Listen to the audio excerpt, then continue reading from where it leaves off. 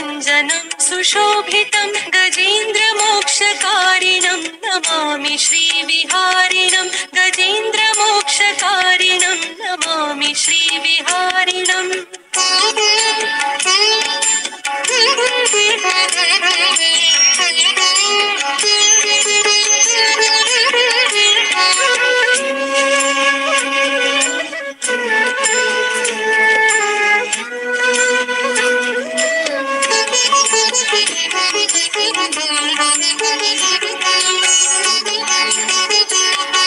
यदा तदा यथा तथा तथैव कृष्ण सत्कथा मया सदैव गीयतां तथा कृपा विधीयतां प्रमाणितं स्तवन्द्वयं तरुत्थिता त एव नन्दनन्दनं मिलन्ति भावसंस्थिता त एव नन्दनन्दनं मिलन्ति भावसंस्थिता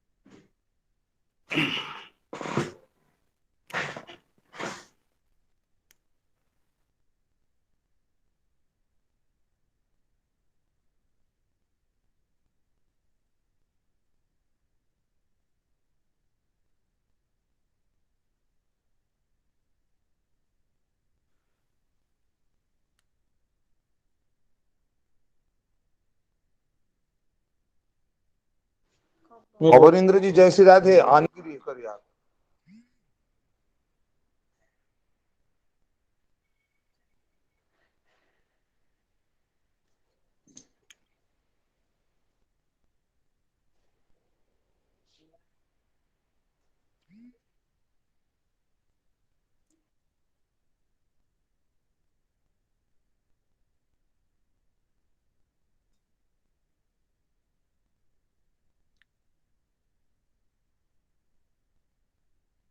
हरे कृष्णा हरे कृष्णा। हाँ गायत्री जी कहतु आज्ञा। अच्छा थैंक यू। हाँ सत्यव्रतम सत्यपरम त्रिसत्यम सत्य से जोनिंग नीत से सत्य सत्य सत्यव्रतम सत्यनेत्रम सत्यात्मकं तं शरणं प्रपन्ना। My respectful congratulations to the Vaishnavas, saints, scholars, lecturers, professors, and other wise listeners. My respectful salutation to the scholars who have been prosecuting their research on the Bhagavatam and allied Bhakti literatures all through their lives and presenting us exhaustively in this sacred Satra. Last evening it was heartening to listen to both the introduction of Mishra ji and the discourses by Acharya Hare Krishna ji. The introduction by Mishra ji ushered into the mellifluous talks of her Acharya Hare Krishna ji, and I enjoyed it with much felicity. Acharya Jai Krishna ji, the nobility we shall have to emulate in our lives. Whenever he is skeptical on the understanding of a word, a phrase, a clause, a verse, he unreservedly elicits its more appropriate meaning from his brothers of his profession. This is the wise disposition of an accomplished teacher.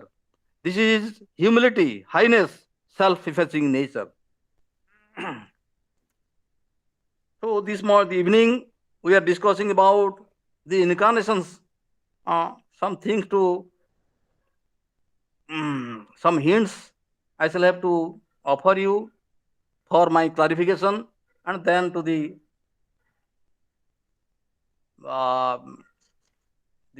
present discourses on the 10th canto On 25th of this month, we had the opportunity to listen to the discourses of Rajendra Das Ji Maharaj of Vrindavan. He was discussing, he was of the opinion that we should not see any difference or discordance among the incarnations. This is an offense against Vaishnavas and the Bhagavatam. And this is outright he told us, this is Vaishnava Aparad, Bhagavad Aparad, to see any difference or discordance among the incarnations. This is the strong view he has maintained and says in his recent discussions at Darbhanga. And he has refuted the view what was being discussed by Jayakant ji this morning to in favor of Ete Changsa Kala Pungsa Krishnastu Bhagavan Swayam. So another scholar of high repute, namely Swami Tapasyananda of South India, an eminent Bhagavad scholar of the modern times, he holds the same view. He offers his views in his commentary, says, raising Sri Krishna as something above all incarnations in verse 28, as per verse 28, chapter 3, canto 1, appears to be out of context because several lines above he has been listed as one of the 24 incarnations. Ekon Vingsati me Brusnishu Papya Janmani Ramakrishna iti Bhuva Bhagavan Aharat Bharam, etc. Another Sant, Sri Priyadas ji of Vrindavan Sant tradition, in his exposition of the Bhaktamal text, he maintains the same view. He says, सभी अवतार नित्य है और पूर्ण भी है, 24 अवतार सब ध्यान के योग्य है. So another point of debate we confront in our mind, Jagannath ji 16 कला, तहु कलाय नंद बड़ा.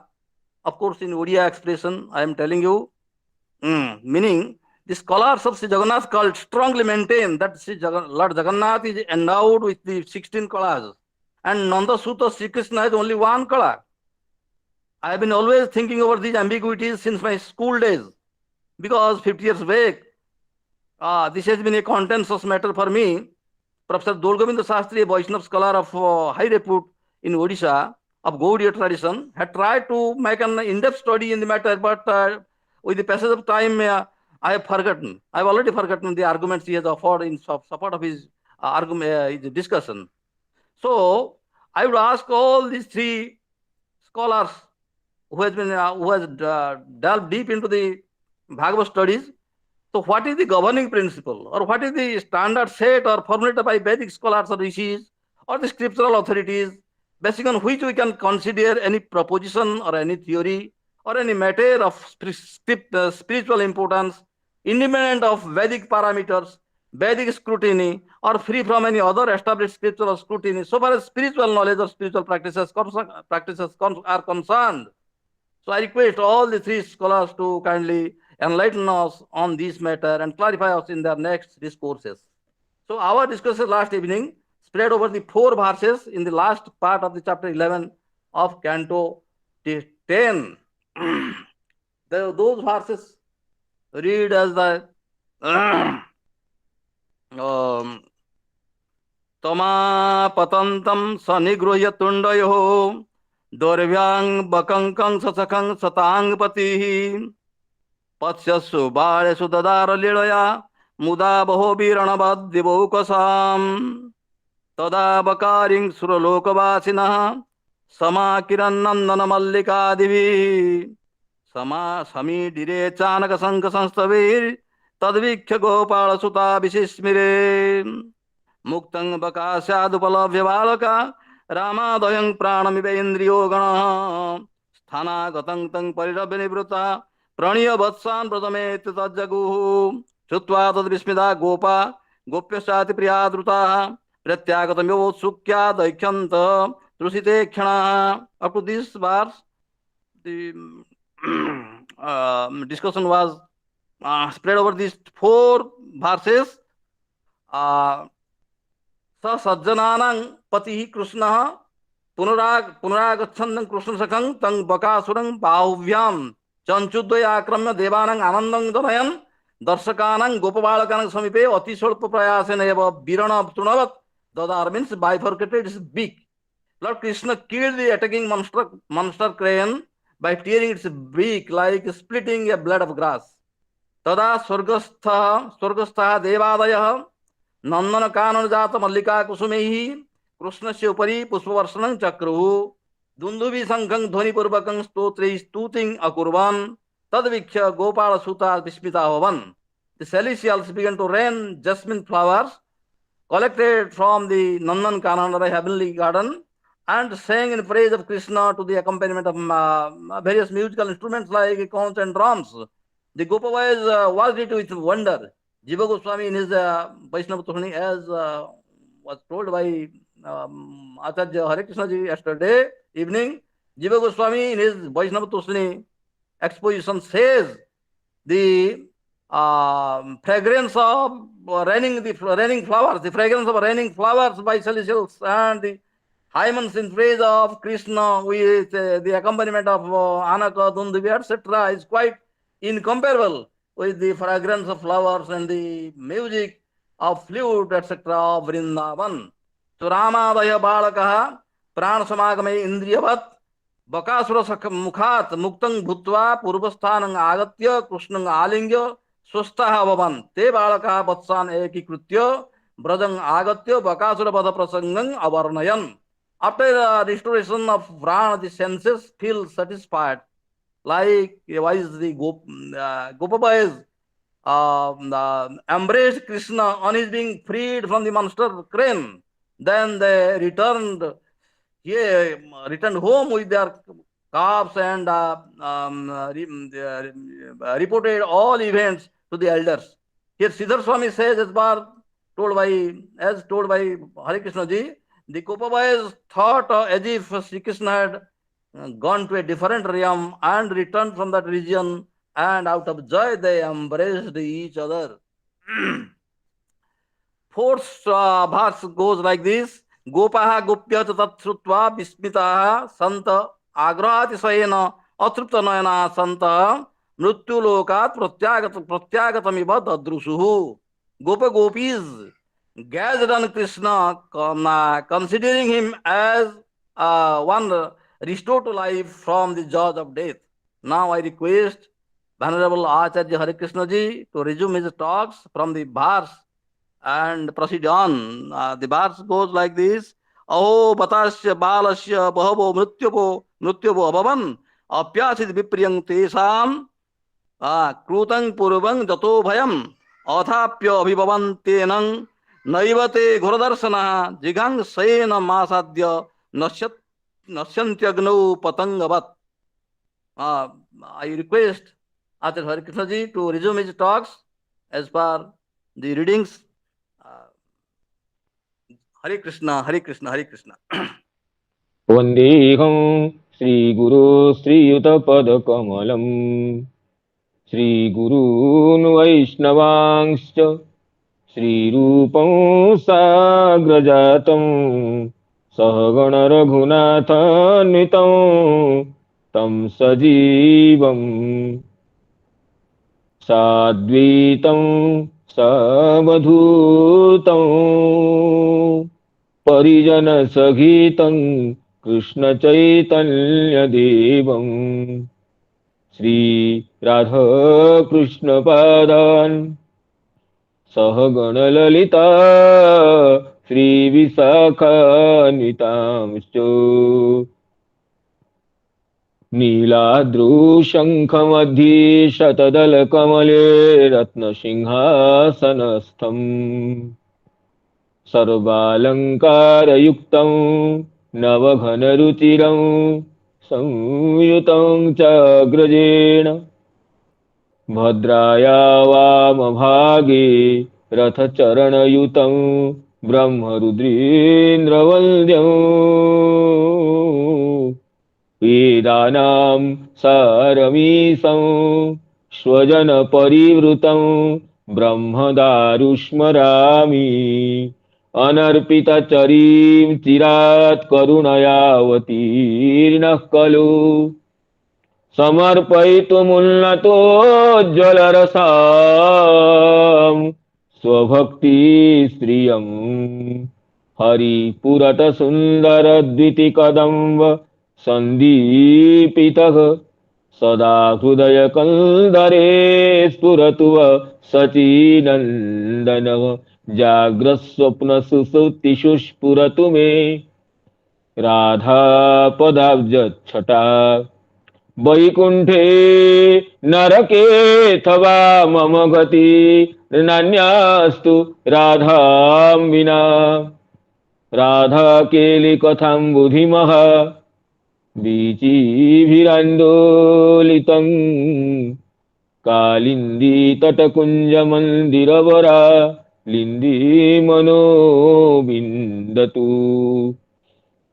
गोवर्धनो जयति शैलकुलाधिराजो यो गोपिका विरुदितो हरिदासवर्यः कृष्णेन शक्रमखभङ्गकृता समर्चितो जः कृष्णेन शक्रमखभङ्गकृता समर्चितो यः सप्ताहमस्य करपद्मतलेऽप्यवात्सीत् गङ्गादितीर्थपरिसेवितपादपद्मां गोलोकसौख्यरसपूरमहिं महिम्ना आप्लाविताखिलसुधा सुजलां सुखाब्धौ राधा मुकुन्दमुदितां यमुनां नमामि वृन्दावनावनिपते जय सोम सोमो मौले सनन्दन सनातन नारदेड्य गोपेश्वर ब्रजविलासी युगाङ्घ्रिपद्मे प्रीतिं प्रयच्छ नितरां निरुपाधिकां मे निगमकल्पतरुर्गलितं फलं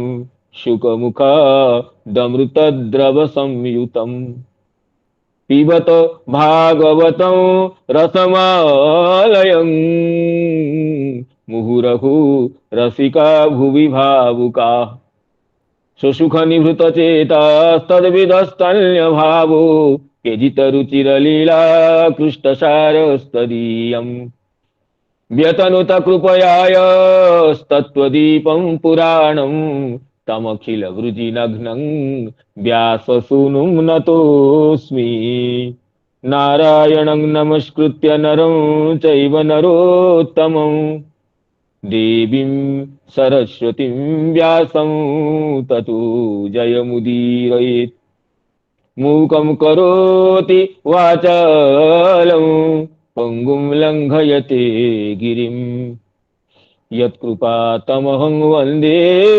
परमानन्दमाधवम्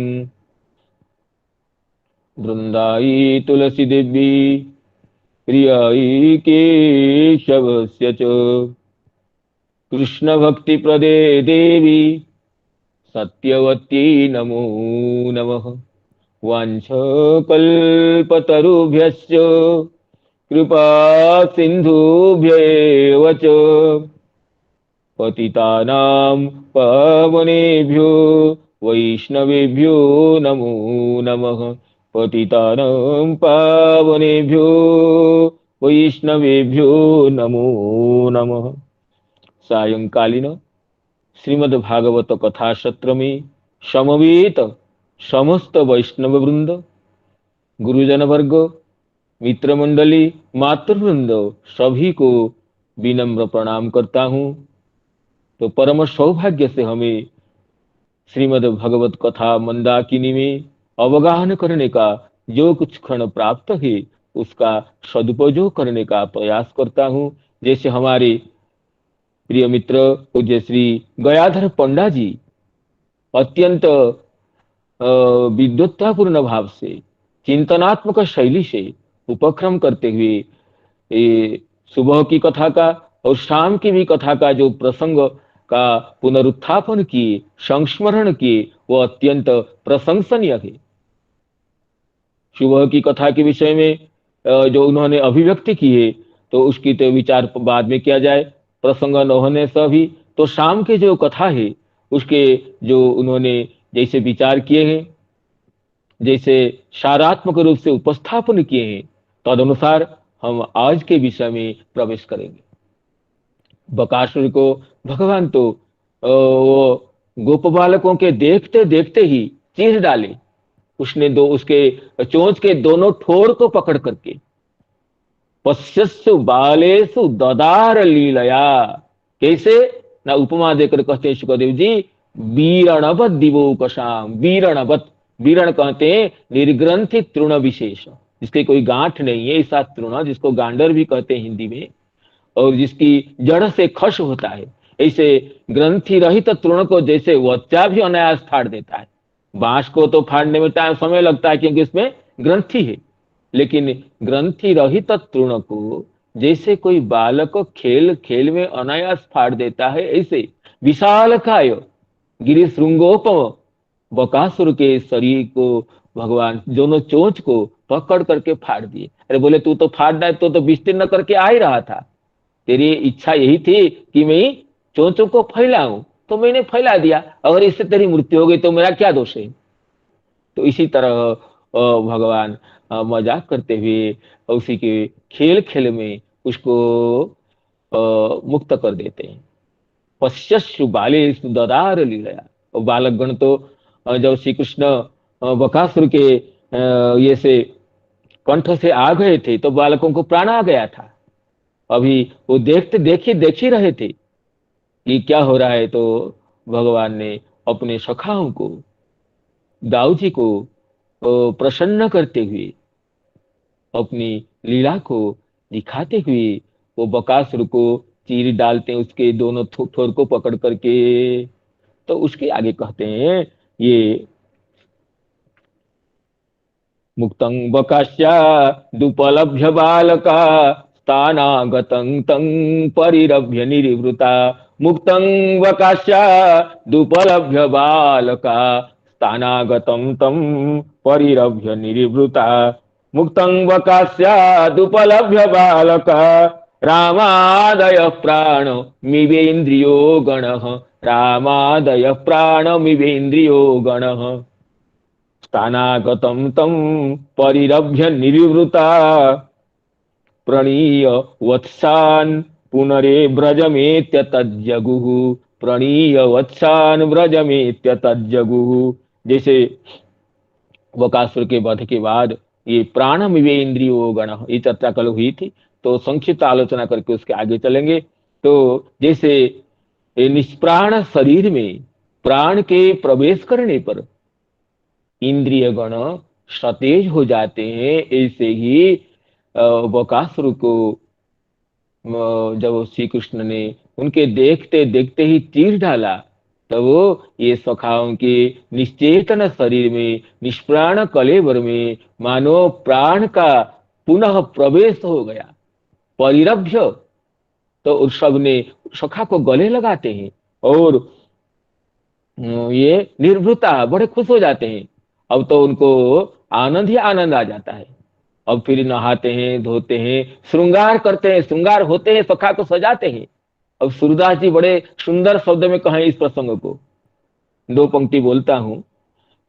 बका बिदारी चले ब्रज को हरि। बका बिदारी चले ब्रज को हरि। सखा संग आनंद करत सब। सखा संग आनंद करत सब। अंग अंग वन धातु चित्र करी। अंग अंग वन धातु चित्र करी। ब्रज को हरि चले ब्रज को हरि। कहते हैं ये जो वापस आने लगे तब वन की धातुओं से ले लेकर रगड़ करके और श्रृंगार होने लगे। विभिन्न मनशीला प्रवृत्ति बहुमूल्य धातुओं से अब सज्जित हो गए बड़ी खुशी से कि अब हमारे सखा, प्यारे सखा एक दुष्ट असुर को मार गिराया है। और कले बोले और बनमाला पगिरावत श्याम घी। बनमाला बनमाला पगिरावत श्याम घी। बार बार अंक बार भरत धरी। बार बार अंक बार धरत भरी। कंस निपात करोगे तुम ही, कंस निपात करोगे तुम ही, हम जानी यह बात सगी परी, हम जानी यह बात सगी परी। चले ब्रज को हरि, चले ब्रज को हरि। सखागण कहते हैं, अरे हमारे प्यारे सखा, ये बनमाला पहन लो। एक एक सखा एक एक माला ला करके पहना, वो पहनाता है और कहते हैं तुम बड़े बहादुर हो। पीठ ठोक ठोक कर कहते हैं, हमें पता हो गया तुम कंसों को अवश्य ही तुम मारोगे। हमने जान लिया कंस को जरूर तुम मारेगा। जसोदा मैया और नंद बाबा धन्य है, तुम उनके यहाँ जन्म लिया।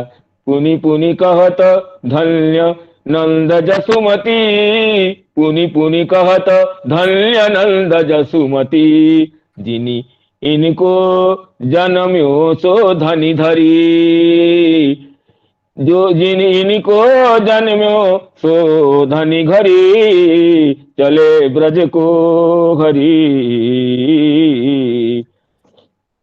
ऐसे कहते कहते सखागण प्रेमास्त्रों से भीग जाते हैं, एक एक गले लगाते हैं। आज उनके आनंद की कोई सीमा नहीं है। कहत ये सब जात सूर प्रभु, आनंद आंसू ढरत लोचन भरी, आनंद आंसू ढरत लोचन भरी। बका बिदारी चले ब्रज को हरि, चले ब्रज को हरि। अब प्रेमास्त्र कंठ होकर के, गदगद कंठ होकर के अपने सखा को लेकर के समस्त विचित्र वन शिलाओं से, शिलाओं के ये द्रव से और शिलाओं के चंदन से ये श्रृंगार युक्त होकर के सखा को लेकर के वन को लौटते हैं। जब लौटते हैं रोज तो ये होती है, जब से वनगमन हुई श्री कृष्ण की, ब्रज की मातृस्थानीय गोपियां और ब्रज सुंदरियां आकर के द्वार पर खड़ी हो जाती। दूर से वंशी ध्वनि सुनकर के कुछ गोपियां तो अटारियों पर चढ़ जाती है, कुछ तो द्वार पर खड़ी हो जाती है, क्योंकि हमारे नंदलाल सखाओं के साथ वन से लौट रहा है।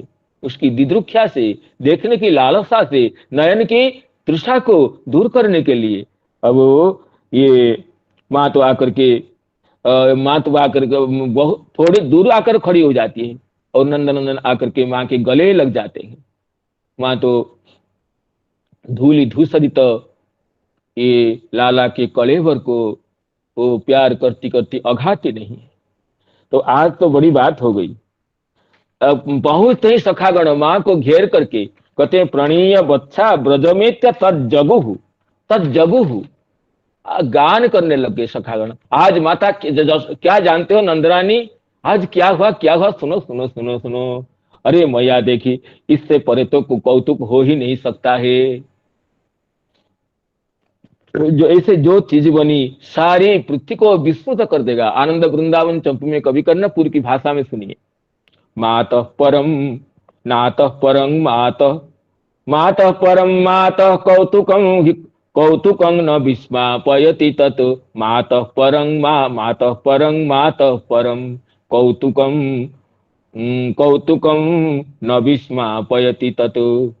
जदद्य सख्या सख्यापित भुज पराक्रमः पराक्रमः कृतः। पदस्वरणी को देखिए, मातः परं मातः माँ अतः परम, माँ इससे बड़ा और कौतुकम, कौ माने पृथ्वी में, और पृथ्वी को यह कंग न विस्मापयति, ऐसा कौतुक किया हमारे श्याम सुंदर सखा ने पृथ्वी में कि ये कौतुक किसको विस्मित न करेगा। मातः परं मातः कौतुकम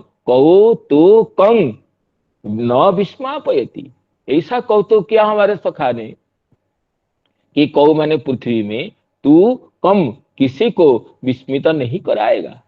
क्या है ना, जदद्य सख्या, जिस हमारा सखा के द्वारा सख्यापित भुज पराक्रम, सखा के द्वारा सख्यापित भुज पराक्रम, उसके ऐसे लीला की कि उसके भुज पराक्रम ख्यापित हो गया और पराक्रम कृत, ऐसे पराक्रम किया सखा के द्वारा।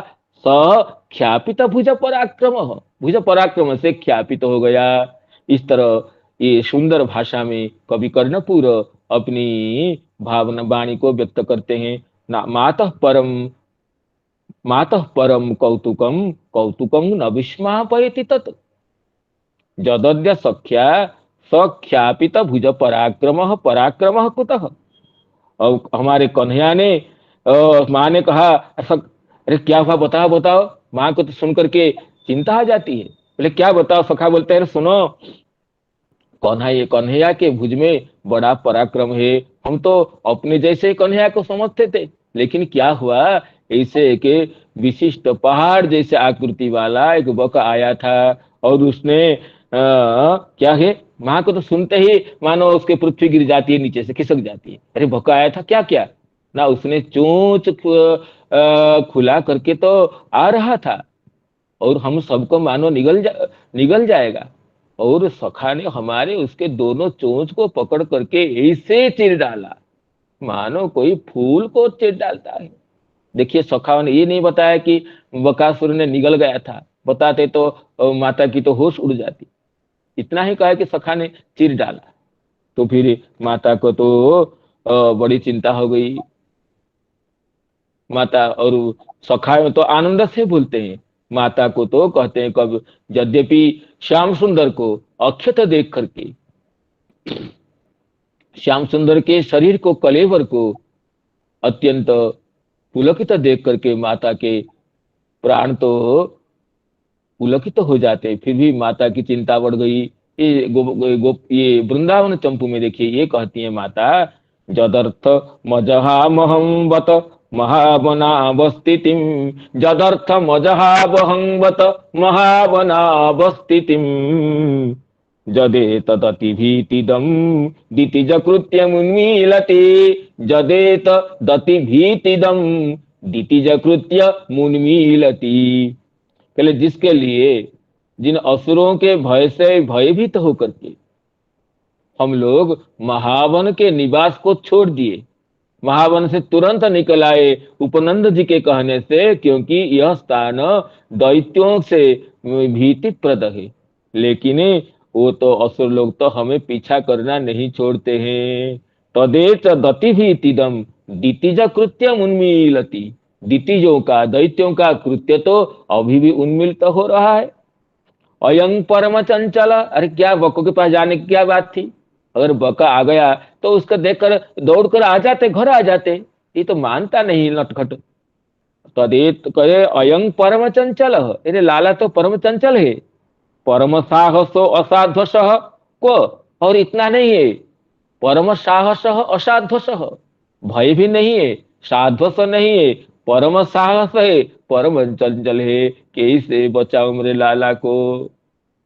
यामी करवाणी किम हत विधे न वेदमी हितम, कहाँ जाऊं, क्या करूं, मेरे भाग्य तो बड़ा दग्ध भाग्य मेरा है।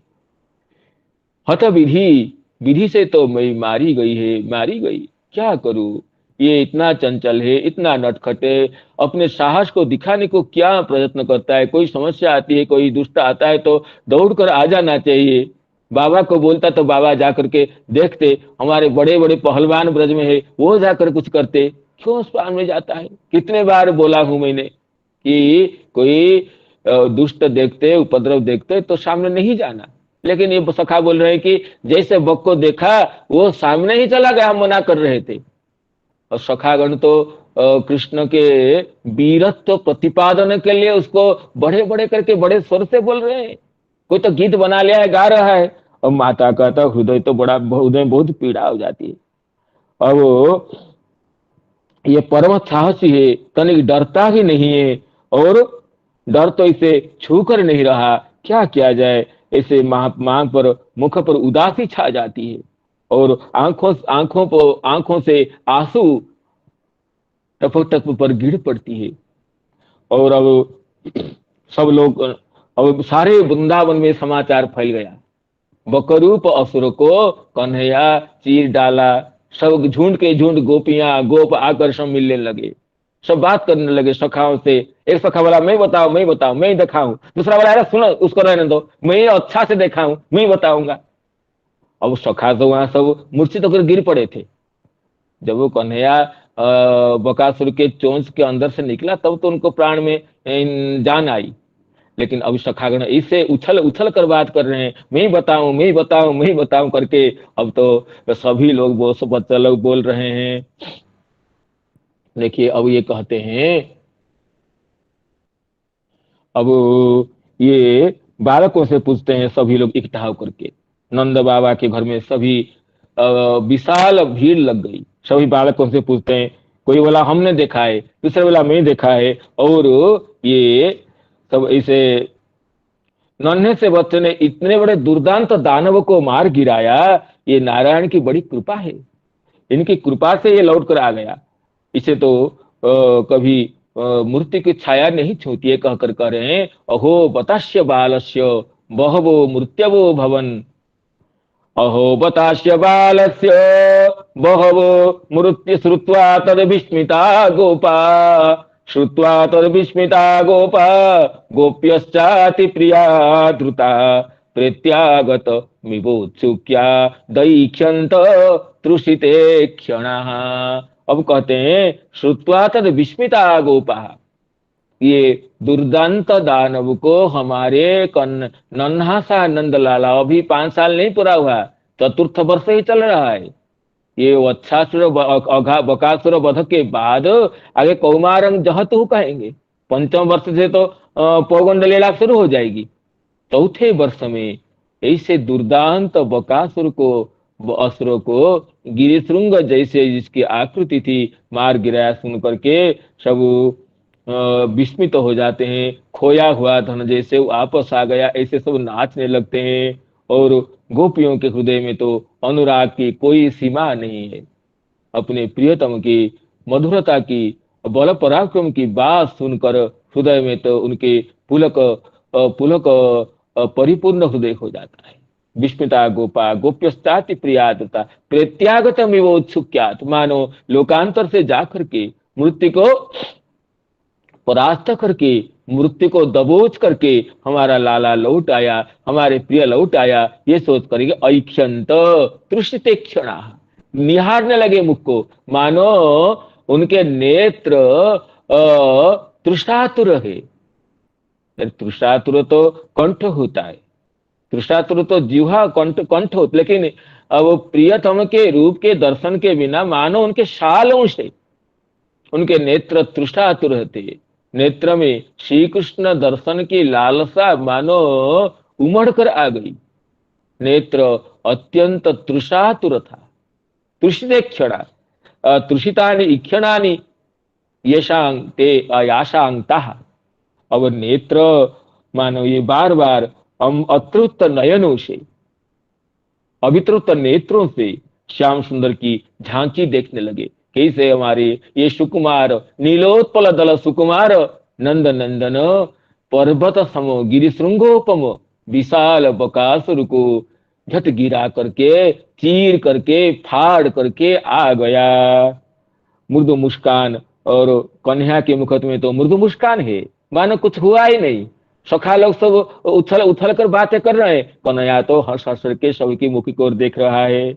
सबको बड़ा सुख मिला। सुखदेव जी कहते हैं गोपों की भाषा को सुनिए। अहो बतास्य बालस्य बहवो मृत्यवो भवन। अहो बतास्य बालस्य बहवो मृत्यवो भवन।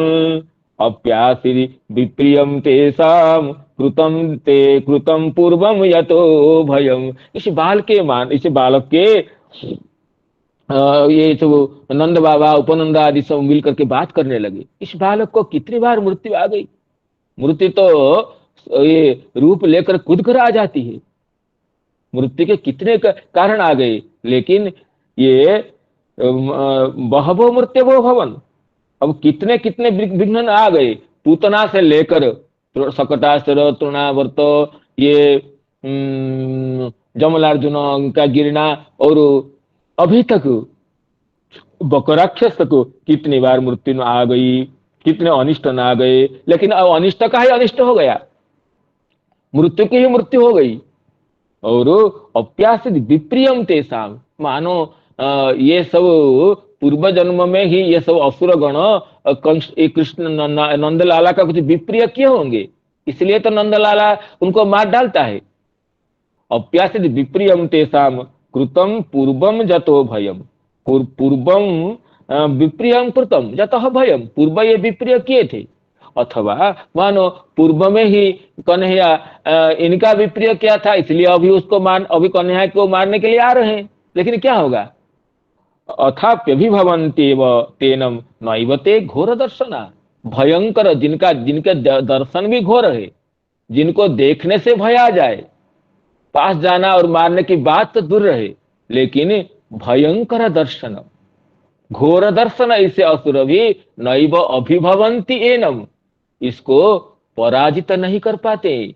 पराजित की बात तो दूर, जिघांसैनमासाद्य पतन्त्यग्नौ नश्यन्त्यग्नौ पतंगवत, केवल जिघांसा, मारने की इनकी इच्छा ही है, जिघांसा से आ जाते हैं ये सब दुष्ट असुर वर्ग। लेकिन नश्यन्त्यग्नौ पतंगवत, पतंगों का कोई दल आ जाए, अग्नि के पास चला जाए तो क्या होगा, अग्नि का क्या बिगड़ता है, वो एक क्षण में तो अग्नि में अपने शरीर को आहुति दे देते हैं। तो ये बोल रहे कि ये असुर गण तो जिघांसैनम आसाद्य, केवल हृदय में मारने की लालसा से, अप्रिय करने की इच्छा से बस आते हैं। इच्छा ही बस उनकी है, इच्छा की कोई रूप देना तो उनके बस में इन संभव नहीं है। नश्यन्त्यग्नौ पतंगवत, पतंग जैसे अग्नि में अपने आप को ये जीवन को नष्ट कर देता है, अग्नि में गिर करके, ऐसे ये असुरगण तो नष्ट हो जाते हैं। अब यहाँ आगे थोड़ा पढ़ करके फिर टीका को देखेंगे। ये कहते हैं जिघांसैनमासाद्य नश्यन्त्यग्नौ पतंगवतु, जैसे पतंगा जल कर भस्म हो जाता है, उसी प्रकार जो आए वो भस्म हो गए। और अभी तो उनको गर्गजी की बात याद आ जाती है। अहो ब्रह्मविदांग वाचः नासत्या संति करहिचित, जो वेदविद ब्राह्मण है, वेदज्ञ ब्राह्मण है, श्रुति शास्त्रोपासक है, उनकी वाणी कभी मिथ्या नहीं होती।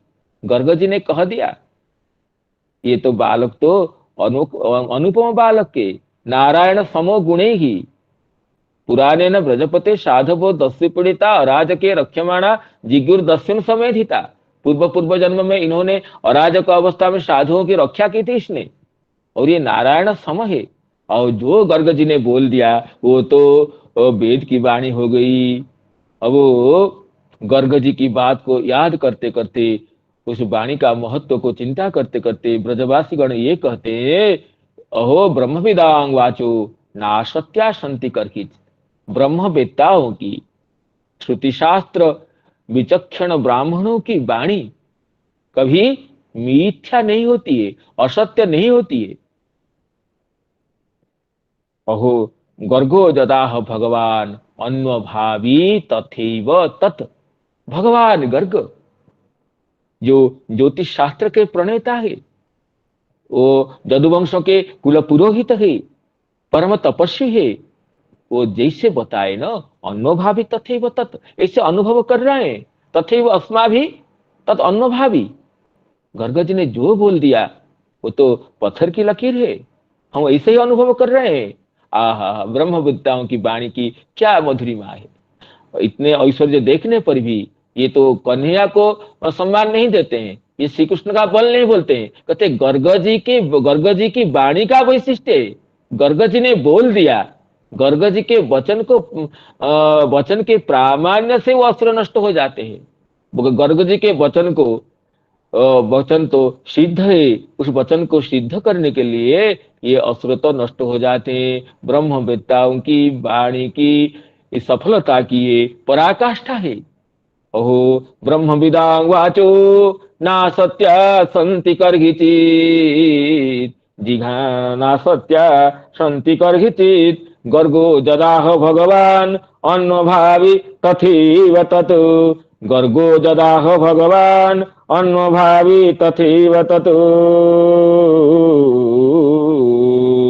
अब तो माता यशोदा बालकों को सखाओं को घर भेज देती है, सब भीड़ हटा देती है और कृष्ण बलराम को लेकर के नहा धो करके श्रृंगार करके खिलाती है पिलाती है। और माता तो बहुत डर जाती है, बोलती माता तो बोलती है तात गृह एव भवतास्तीयताम नातः परे वनांतरे गंतव्यम। वृंदावन चंपू की ये वाणी है। माँ तो भयभीत होकर कहती है बेटे तुम तो आज से घर में ही रहो, वन में घूमने की क्या जरूरत है? क्या हमारे घर में रक्षक नहीं है बच्चों को पालन करने के लिए, घुमाने के लिए? सौ सेवक घूम रहे हैं, वो तो बाबा के बोलते ही सब बच्चों को लेकर जंगल में घुमा लाएंगे। अतः नातः परे वनांतरे गंतव्यम गृह एव स्थियताम। तो इस काम को छोड़ दो। वत्स वत्स रक्षणस्ते विरमतु। वत्स रक्षण क्षण विरमतु। वत्साओं की रक्षण करने का तुम्हारा जो क्षण है, अवसर है या आनंद है, वो विराम दो उसको। वत्स रक्षणे बहवः सन्ति। बड़े बड़े बलवान हमारे घर में कितने सेवक है, वत्स रक्षा कर लेंगे। अरे अब कृष्ण क्या करेंगे? बोलते हैं अब जैसे भगवान देखे कि माँ तो डर गई है, थर थर कांप रही है, भगवान तो उसकी मैया की थोड़ी पकड़ ली भगवान ने और थोड़ी को पकड़ करके हिलाने लग गए। हिला करके भगवान बोलते हैं माँ तो हंस दो हंस दो हंस दो, क्यों तुम ऐसे मलिन हो गई? माँ तो हंस दो माता हंस दो।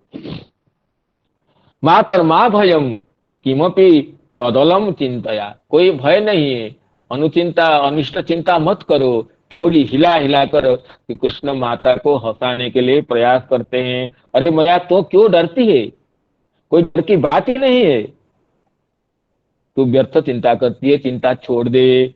ये कहते कहते तो नेत्र कमल में जब श्री कृष्ण का आलस्य आ जाता है, माता तो उनको सुलाने के लिए चली जाती है।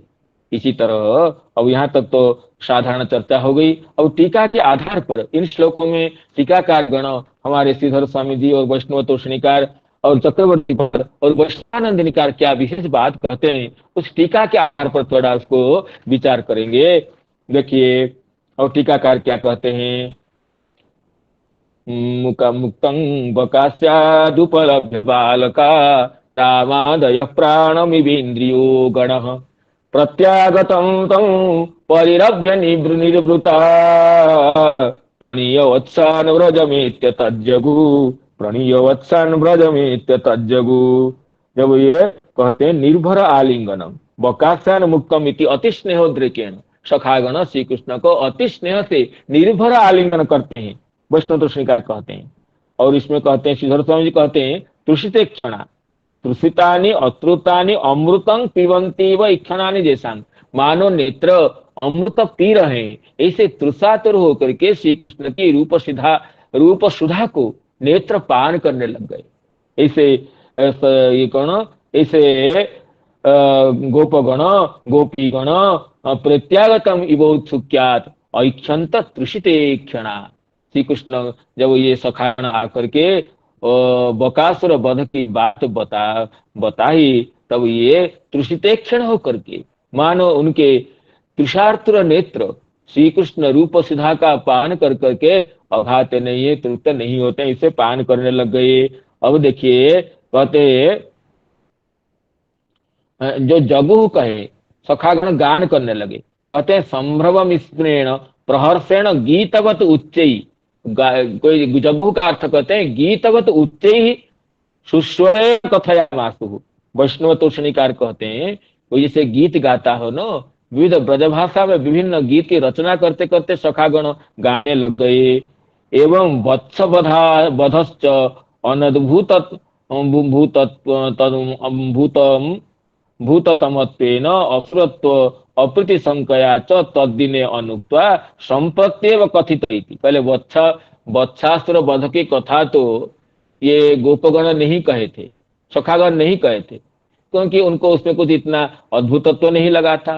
और बोल देंगे तो माता तो फिर वन में नहीं छोड़ेगी, ये भी बात थी, इसलिए नहीं कहे थे। और उसी दिन तो वत्सास प्रसंगत वत्सासुर वध की बात बता दी। और ये कहते हैं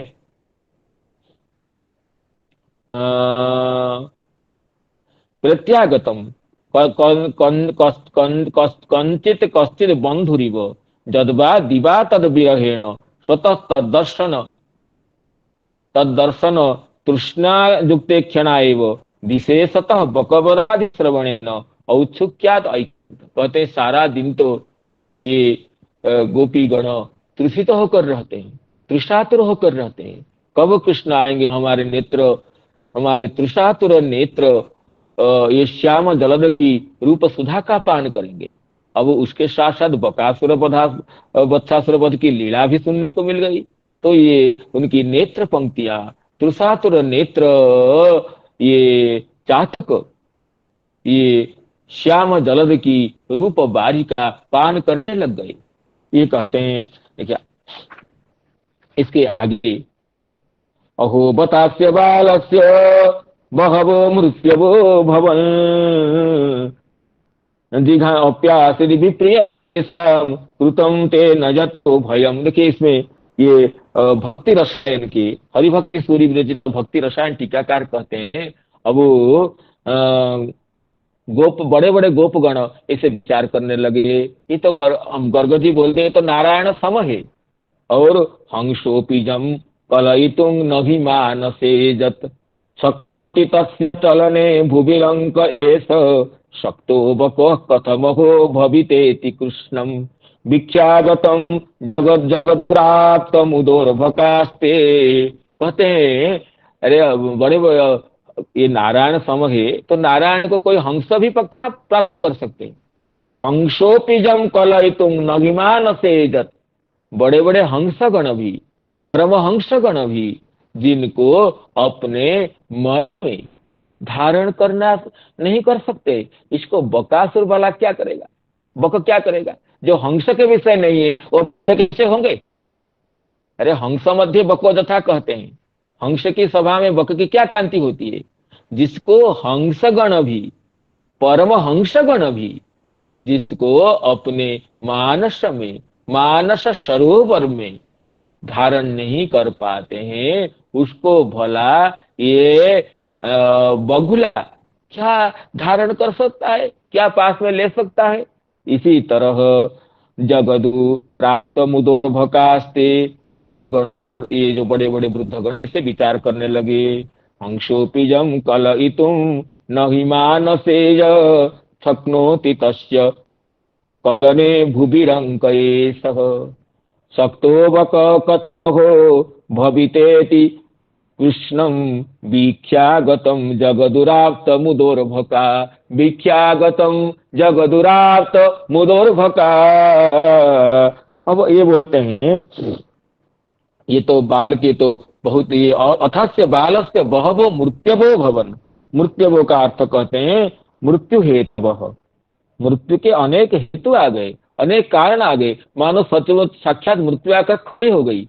लेकिन मानो क्या इसलिए क्यों हो गया? इससे कहते हैं अप्यासित विप्रियं तेषां पूर्वं जेषां कृतं विप्रियं तेषां अप्यासित विप्रियं जेषां कृत पूर्वं जतो भयम। कहते हैं मानो ये पहले कुछ अप्रिय कार्य कर दिए थे सखा के, भगवान के, नारायण के कुछ अप्रिय कर दिए थे, इसलिए तो नारायण से भय आ गया, नहीं तो क्यों होता?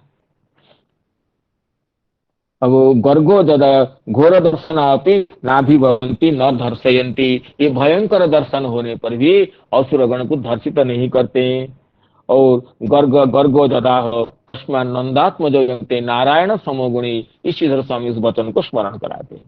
तो इसमें तो श्रीधर स्वामी जी की टीका यहीं पर समाप्त हो जाती है। श्रीधर स्वामी जी कुछ नहीं कहते हैं, बस एक उपसंहार श्लोक देकर के, पुष्पिका देकर के समाप्त करते अध्याय को।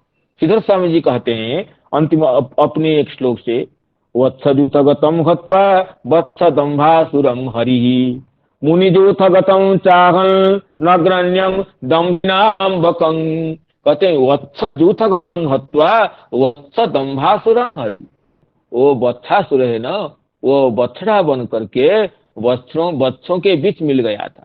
वो भी दंभ का है तो असुर, लेकिन बछड़ा बन गया, उसी को भगवान ने मार गिराया। अभी मुथगतम चाहन अग्रण्यम दंभिनांग बकम, दंभियों के अग्रणी जो है, बक का ध्यान प्रसिद्ध है। वो मछली पकड़ने के लिए बगुला ध्यान लगाता है, सरोवर के तट पर, नदी के तट पर मछली को पकड़ने के लिए ध्यान लगाता है मुनि जैसा। लेकिन लक्ष्य क्या है? मैं चुपचाप हिल डोल बिना बैठू तो मछली मुझे साधु समझकर आ जाएंगे, पकड़ लूंगा। ये तो दंभी की बात है भाई। तो दंभिनांग बरम, दंभी श्रेष्ठ बक है। और लेकिन था क्या? मुनि जूठगतम, मुनियों के बीच में थी। तो इससे इसको वचन को लेकर के आगे श्री बंशीधराचार्य जी कहते हैं कि मुनि जूठगतम, मुनियों की जूथ में रहने वाले बक को हत्या की भगवान ने। इसका अर्थ कहते हैं कि श्री बंशीधराचार्य जी, इससे ये स्पष्ट होता है कि उस समय वहां पर मुनिगण भी तपस्या कर रहे थे। मुनिगणों के बीच में ये बगुला आकर बैठ गया था। तो बगुला होता है, दंभी होता है, तो मुनिगण तो हंस है, हंसों के बीच में बक बैठ गया था। वो शुक्ल शरीर होकर आ गया था, बोला कि मैं तो कितना शुक्ल हूं। लेकिन बगुला होता है, हंस के बीच बैठ जाने से कोई बक थोड़े हंस बन जाएगा। इसलिए कहते हैं कि मुनिजूगतम चाहन अग्रण्यं दंभिनांग बकम, दंभियों के जो अग्रणी है, दंभियों के जो सर्वश्रेष्ठ इस बकासुर को, जो कि मुनियों के बीच आकर बैठ गया था, भगवान उसको समझ करके जान करके भगवान ने हत्या की। अर्थात भगवान ने दिखाते हैं कि दंभियों को मैं तो अपने साधुओं की रक्षा के लिए दंभियों को विनष्ट करना मेरे अवतार का व्रत है। देखिए आगे इस तरह का ये कहते हैं। एवं इसमें श्री बृहद वैष्णव तोषणीकार कहते हैं कि श्री भगवान महात्मा अनुभवे नापि ते स्नेह भरेण तम ईश्वरोयंगिति न विदु।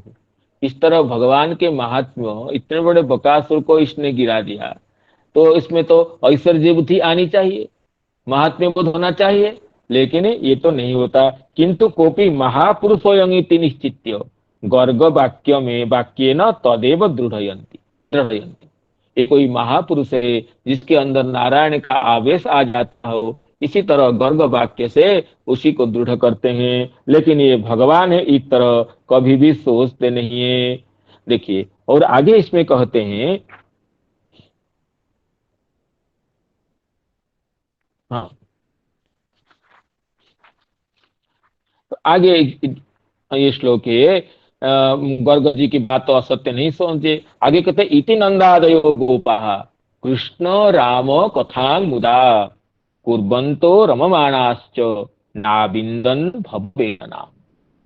इस तरह जो नंद प्रभृति गोपगण, नंद उपनंद प्रभृति गोपगण कृष्ण राम कथा मुदा, श्री कृष्ण की जो लीला कथा है, किस तरह ये वन में जाते हैं, किस तरह वन विहार करते हैं, किस तरह ये अदुष्ट असुरों को निर्भय से मार गिराते हैं, इसी बातों को जहां देखो आस्थान में बैठ करके 5 व्यक्ति बैठ गए, 6 व्यक्ति बैठ गए, यही चर्चा होती है। कुर्बन तो रममाणाश्च, और कोई नाच गीत करके भी उसको गाने लगते हैं। ना विंदन भव वेदनाम, संसार की कोई वेदना हो, संसार की कोई पीड़ा हो, उन्हें पता ही नहीं पड़ी। संसार में रहने से तो संसार की बाधा तो आती रहती है। यद्यपि नित्य सिद्ध पार्षद है, उनका संसार का स्पर्श नहीं है, फिर भी लीला के लिए तो संसार की कोई बाधा आएगी। लेकिन ये तो संसार के लीला स्पर्श भी, लोकवत लीला कैवल्य से संसार का स्पर्श भी नहीं होता उनको, क्योंकि कृष्ण राम कथा मुदा कुर्वन्तः रममाणाश्च। निरंतर जहां देखो जो गोपगण हो, गोपीगण हो, सखागण हो, बैठ बैठ करके 5-7 व्यक्ति मिलकर हो, अकेला हो, श्री कृष्ण राम की विभिन्न कथाओं को ये गान करते, अभिनय करते, आपस में विचार करते। इस तरह नाविंदन भववेदनाम भववेदनांग नाविंदन, इसके टीका में टीकाकार गण अलग अलग पृथक पृथक अर्थ करते हैं, ये थोड़ा विचारणीय है। इसमें कहते हैं भव वेदनाम भवे ये वैष्णव तोषिणीकार श्री जीव गोस्वामी पाद कहते हैं भवे संसारे सांसारिकाणाम जद दुखम तेसु अवतीर्णापि न अपिदन न ज्ञातवंत। कहते संसार में रहने पर भी, संसार में अवतीर्ण होने पर भी दुख की छाया तो आती है, लेकिन उनको पता ही नहीं पड़ा। कहते हैं भव के संसार का क्या स्वरूप है, क्षुधा तृषा इत्यादि जो सांसारिक जो क्लेश है वो ब्रजवासियों को छू कर भी नहीं रहा। तो फिर आगे कहते हैं जब ये आगे यज्ञ पत्नी उद्धार प्रसंग में ये आता है, एक दिन सखागण आकर के श्री कृष्ण को बोलते हैं एक सखा हम बड़े क्षुधातुर हो गए, बड़ी क्षुधा लगती है हमें, कोई उपाय करो। तो श्री कृष्ण फिर कहते तो ये क्षुधा कैसे फिर आ गई? क्षुधा तृष्णा ये तो संसार की ही पीड़ा है। सखागण भूख से व्याकुल होकर के, क्षुधा से पीड़ित होकर के हे कृष्ण हे बलराम बड़े क्षुधा तो रे, कोई उपाय करो बोलते हैं। फिर क्षुधा कैसे उनको बाधा देती है? कहते हैं एक क्षुधा जो है ना ये सांसारिक क्षुधा नहीं है, श्री कृष्ण लीला की पुष्टि के लिए ये क्षुधा भगवान की इच्छा से, योगमाया की इच्छा से आई है। क्षुधा आती है इसलिए भगवान कहते हैं देखो अभी तो कोई उपाय नहीं है, इस जंगल में कहाँ कुछ मिलेगा, देखो आगे जाओ, यज्ञ निपुण ब्राह्मण गण यज्ञ कर रहे हैं, वहां तुम जा करके कुछ मांग लो। ये जाते हैं तो यज्ञ परायण ब्राह्मण गण लौटा देते हैं, अगर मन सुखा कर बोलते हैं हम तो लौट आए कुछ नहीं मिला। अरे तुम वहां क्यों बोले, तुम तो उनकी पत्नी के पास चली जाती है, तो चले जाना चाहिए था। यज्ञ कारी ब्राह्मणों की पत्नीगण जहां है वहां जाकर मांग, वो तो सब कुछ दे देंगे। फिर सखागण जाते हैं, जब ये बोलते हैं कि सखागण के मुख से यज्ञ ब्राह्मणों की पत्नीगण सुनते हैं कि जिनकी बात हम सुन सुन करके देखने के लिए हमारे नयन जिस रूप सुधा का पान करने के लिए व्याकुल होते हैं वो पास में आए और क्षुधातुर रहे, अपने सखाओं से में हमारे लिए उनके लिए भोजन मंगाए। तो ये चतुर्विध द्रव्य लोह लेह पेय समस्त करके बड़े आग्रह से पतियों मना करने पर भी ये यज्ञ पत्नी गण निकलती है, पतियों के पुत्रों के बंधुजनों के निवारण को न मान करके आ जाती है। तो ये लीला करनी थी भगवान को, यज्ञ पत्नी को दर्शन देना था, यज्ञ पत्नी के ऊपर करुणा की वृष्टि करनी थी, इसीलिए भगवान की इच्छा से लीला शक्ति की प्रेरणा से उस दिन सखागण क्षुधातुर हो जाते हैं, क्षातुर हो जाते हैं और आकर के कृष्ण बलराम के पास तो बड़ी आतुरता से हम क्षुधातुर हो गए, ऐसा वही बाधते क्षुन्न।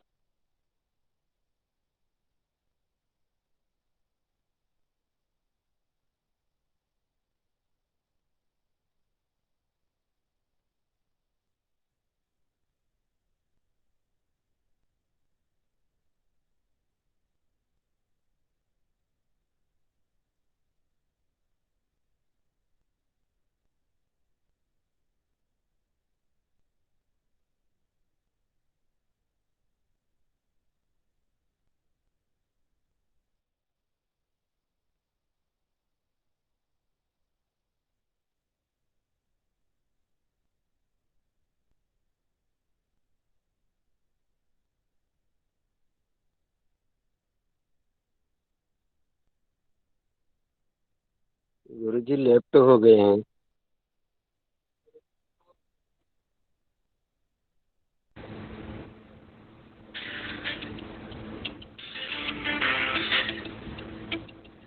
प्रणम्य शिरसा देवं गौरीपुत्रं विनायकं गङ्गावासं स्मरे नित्यम् आयुष्कामार्थसिद्धये प्रथमं वक्रतुण्डं च एकदन्तं द्वितीयकं तृतीयं कृष्णपिङ्गाक्षं गजवक्त्रं चतुर्थकं लम्बोदरं पञ्चमं च षष्ठम्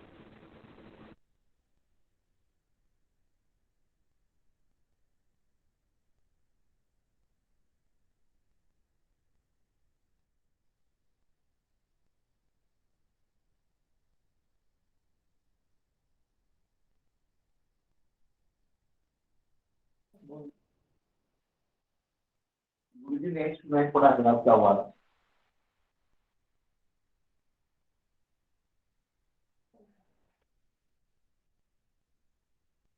पहले हम जैसे राधे गुरुजी तो नेटवर्क प्रॉब्लम के कारण नहीं जुड़ पाए हैं,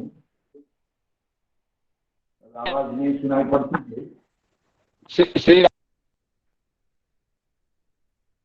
राधे राधे। तो अभी तो आवाज आ रही है एक लोग।